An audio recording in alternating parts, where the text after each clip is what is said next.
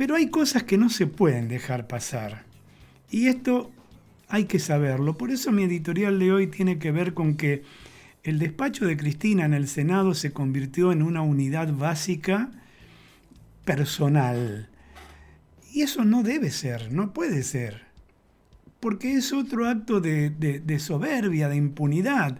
Es un acto de corrupción, porque ese despacho nos pertenece a todos los argentinos. De hecho, fíjense que por allí han ido pasando los sucesivos vicepresidentes en estos 40 años de democracia que hemos tenido. Vale decir, nadie se queda así, no es propiedad de quien elegimos temporalmente. Y para que nos quede claro, ¿no? El poder legislativo es ejercido en la República Argentina por el Congreso Nacional, que está compuesto por dos cámaras, la Cámara de Diputados, o Cámara Baja, como se le suele decir, y la Cámara de Senadores, o Cámara Alta.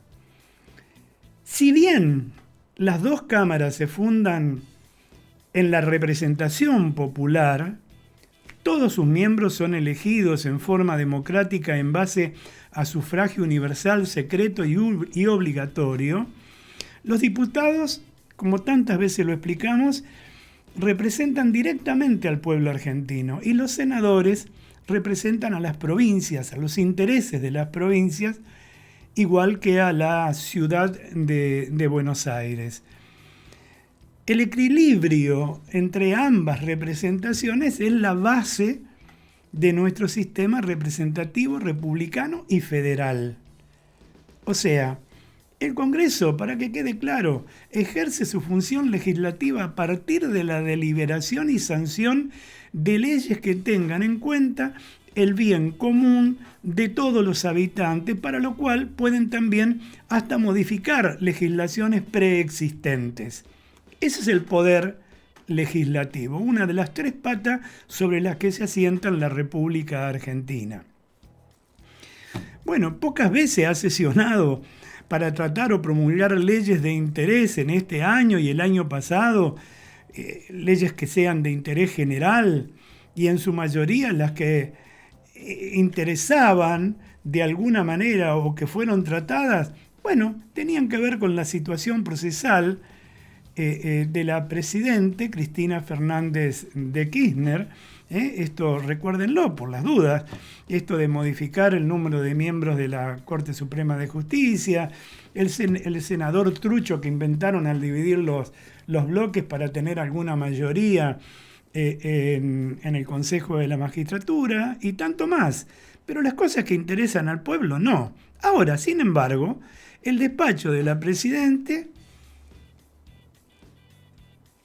es digamos, el que ocupa, a su vez, la vicepresidente de la República y ha sido usado sistemáticamente en estos 3 años y medio, un poco más largo todavía, de gobierno, tanto para sus descargos judiciales como para la rosca política en esta presente campaña electoral, algo que no corresponde.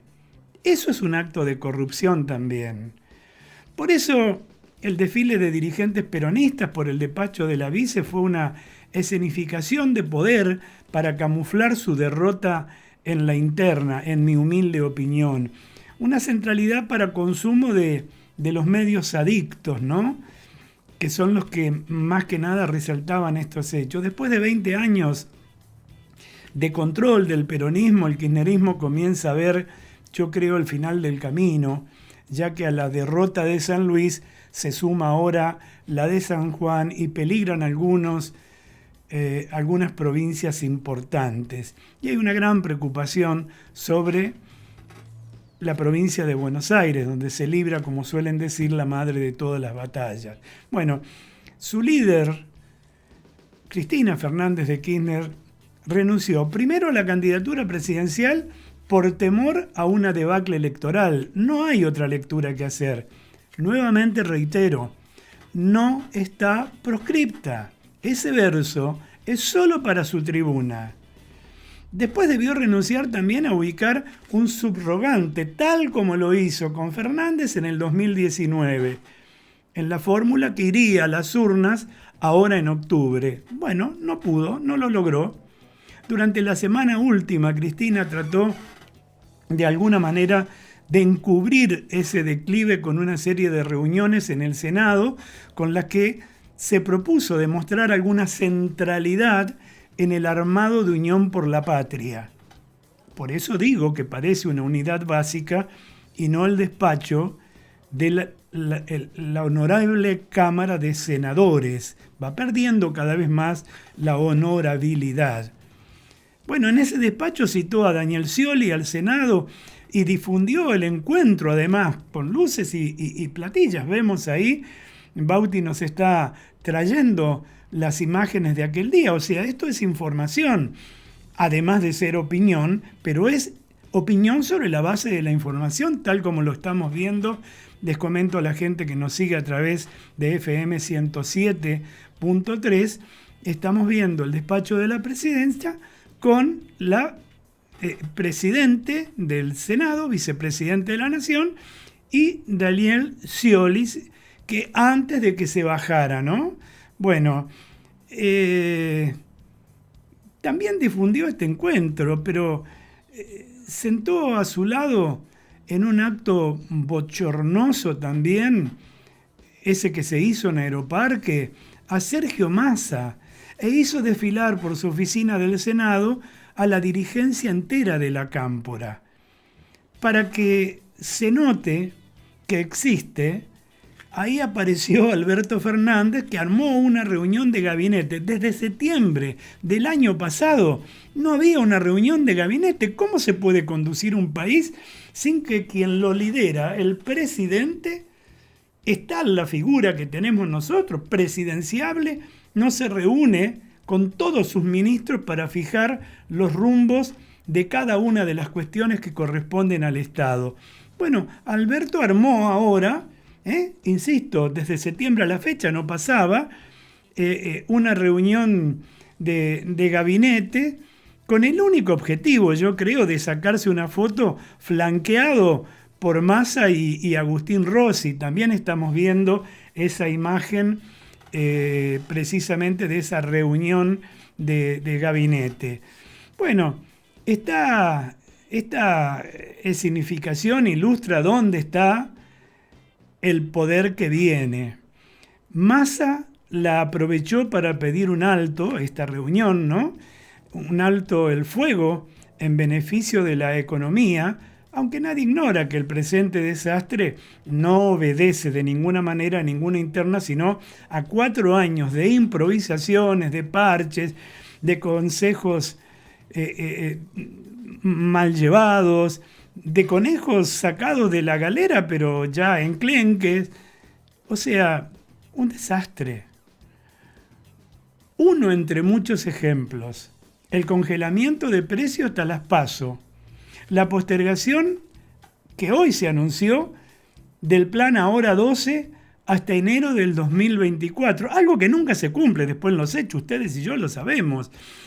Que ya no le sirve además a ningún ciudadano frente a la ausencia de esos productos o el incremento semanal de precios en los negocios de cercanía, donde se abastece la mayoría de la gente, en particular los más pobres, y esos negocios de cercanía que no adhieren al plan Ahora 12. Claramente, digo, ya la gente no va como antes, la mayoría de la gente no va como antes a los grandes supermercados con los que se establece ese convenio de precios cuidados y le van cambiando de nombre, porque ya nadie hace una compra mensual porque no alcanza la guita. Un changuito sale una fortuna, hay que pedir un crédito en el banco para abastecerse. Entonces la gente va al negocio de cercanía comprando día a día, financiándose inclusive con la tarjeta. Y hasta apareció nuevamente la famosa libreta, ¿no?, que existía hace decenas de años, diría yo, prácticamente. Bueno, lo cierto es que para la campaña ya empezó. Y las campañas no tratan de hechos, sino de representaciones.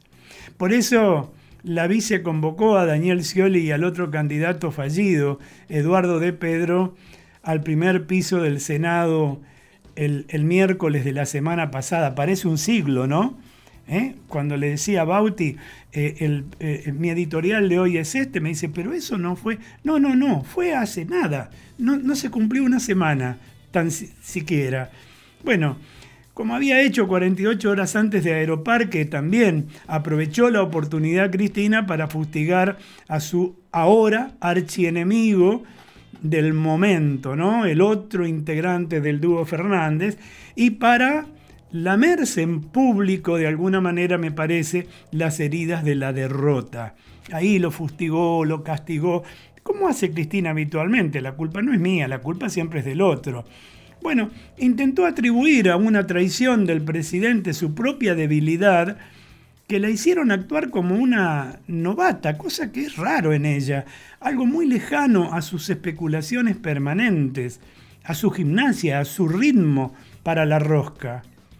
A Scioli, que fue el instrumento con el que Fernández primero la forzó a dar internas y después a bajar a De Pedro, debiera haberlo llevado antes a su oficina, mucho antes. En lugar de presionarlos a través de Máximo Kirchner con los avales y el piso para las candidaturas, bueno, lo tendría que haber sumado a su lista, no arrojándolo a los brazos de Fernández, cosa que este Fernández venido a menos aprovechó de alguna manera. Finalmente aprendió Cristina de la experiencia lo que debería haberle enseñado el oficio que ejerce ya hace tantas décadas, ¿no? Bueno, por otra parte, inventó de candidato a De Pedro, un ministro del Interior que se suponía que por su función contaría con el aval de los gobernadores, pero sin haber consultado a los propios gobernadores sobre el tema. Entonces actuó en soledad, en secreto, y como si fuera la conductora de un gobierno con un 80% de aprobación popular.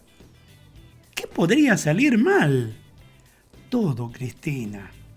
Todo salió mal, más allá de las malas decisiones atribuibles a sus ilusiones de omnipotencia, al armado de la lista, es cosa ya terminada, ya pasó, ya se presentaron las candidaturas.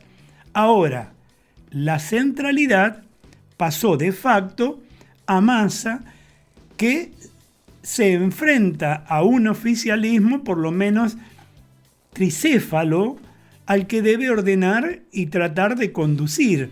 Ahí nuevamente se reúne en el despacho de la vicepresidenta con el ministro de Economía, pero no para asuntos de Estado, sino para la rosca política, para ver de qué manera pueden conservar el poder a partir de diciembre, cuando culmina este desastroso gobierno.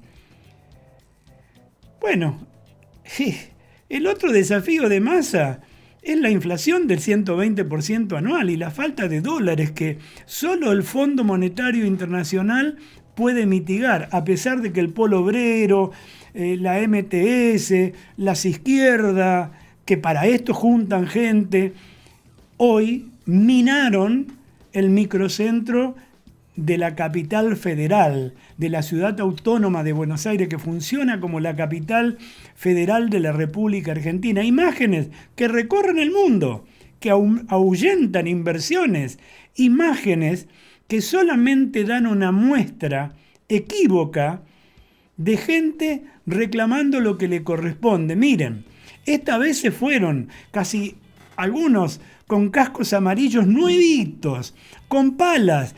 Muchachos, sean más inteligentes, con carretillas, sean más inteligentes, embárrenlas por lo menos, ráspelan con un cacho de ladrillo para que parezcan palas usadas. No mienten más a nadie y hacen circular una imagen que en realidad, como dije antes, ahuyenta inversiones y coloca a la Argentina en un plano desagradable. Bueno, Yo digo que la verdad que la situación para Massa, candidato, es compleja, es dramática, porque las reservas del Banco Central de la República Argentina encuentran a un peronismo que encuadra, pero que parece tarea difícil porque están en negativo, marginadas de las elecciones nacionales. Cristina Kirchner no solo trata de aparecer en la campaña bajando línea a los candidatos, sino que pone fichas también en una eventual derrota de Massa, alternativa que le convertiría casi naturalmente en la líder de la oposición. ¿Para qué? Para poner palos en las ruedas, obviamente. Cree que desde el refugio de la provincia de Buenos Aires podría recuperar el poder. Ese poder que ya va enflaqueciendo cada vez. Y para eso cuenta con un rápido fracaso del posible gobierno de Juntos por el Cambio, producto de la crisis que heredaría en el hipotético caso de que Juntos por el Cambio accediera al poder. Pero el triunfo de Massa en la puja por la candidatura hace que todo lo demás pase a un segundo plano, allá, afuera. El ministro apura un acuerdo con el Fondo Monetario Internacional, mientras la propia Cristina dice barbaridades del Fondo Monetario Internacional, mientras las calles de Buenos Aires se inundan y cortan algunas rutas también de la nación, un delito que no son capaces de sofrenar definitivamente con fuera el Fondo Monetario Internacional. Y el ministro tiene que ir a pedir, a pasar la gorra. Digo, una incongruencia más de los argentinos. Digo, más apura ese acuerdo, que lo aleje del fantasma del estallido cambiario y dé un poco de señales al establishment, a la CGT y a los medios que planea una gestión pro mercado, de rostro humano, minimizando el costo social del ajuste y asegurando la gobernabilidad. Bueno, ese sería el valor agregado de su candidatura. Pero ¿saben qué? Pasa que en boca de mentiroso, lo cierto se hace dudoso. ¿Quién puede creerle a Massa? Sus promesas no difieren de las de un Rodríguez Larreta o de un Schiaretti. Busca seducción a un 20% del electorado peronista no kirchnerista. De llegar al poder, va a negociar con la oposición la formación de una mayoría amplia para respaldar las políticas del Ejecutivo, según dice. Esa estrategia fortalece en Juntos por el Cambio la figura de Patricia Bullrich, antagonista declarada no solo de Rodríguez Larreta en esta disputa dentro de Frentes por el Cambio, de Juntos por el Cambio, también a Massa, sino también al sistema corporativo. Cerró sus listas de Buenos Aires con un fuerte apoyo del radicalismo, lo que la vuelve competitiva en un distrito clave con el número de votantes y porque es en el que Rodríguez Larreta pensaba sacarle una ventaja decisiva. Y así como Fernández y Massa le infligieron a Cristina Kirchner una derrota que ella no esperaba, Bullrich, que arrancó de muy atrás, ahora lidera las encuestas ante un Rodríguez Larreta desorientado y que no cesa de cometer gruesos errores, como hemos dado cuenta aquí ya días pasados, como el de atacar a Mauricio Macri en una interna del partido, justamente creado por el propio Mauricio Macri. Es como dije yo, ¿no? Morder la mano de aquel que te da de comer, ¿no? Bueno, en su interior, yo, sin embargo, creo que Cristina sabe que puede tener una carta importante en la manga. Gane quien gane. Si ella coloca los diputados y senadores que le responden a ultranza, porque quedaría en este caso liderando el Congreso y con ellos el poder frente al Ejecutivo, cualquiera sea, del color que fuere. Pero por eso las reuniones partidarias fueron en su despacho y no en el Instituto Patria. No compremos a Cristina por ingenua, por inocente. Sabe que el poder ahora va a estar, si lo logra, en el legislativo. De eso en el segundo bloque vamos a charlar un poco, sobre todo el poder del Senado, que en definitiva es, como dijimos antes, el que representa a cada uno de los estados argentinos.